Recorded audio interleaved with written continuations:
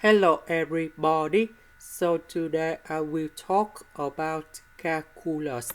The topic today is about integration. So now I will show you how to answer. The square root of s, we have s to the power of 1 over 2.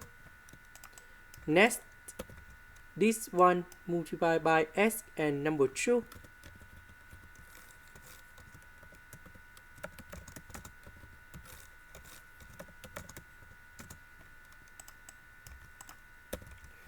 So we have 3 over 2. And now we have the formula in here.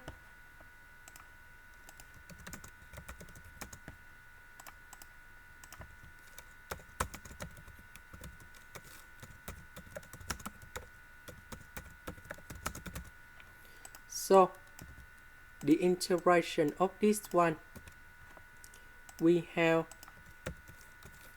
3 over 2 plus 1 over 3 over 2 plus 1 minus number 2 s to the power of 1 over 2 plus 1 over 1 over 2 plus 1, and I will put about c. This one we have 5 over 2. This one we have 5 over 2. Similar for this one.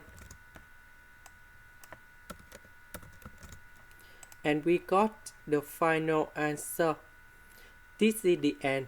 Thank you for watching.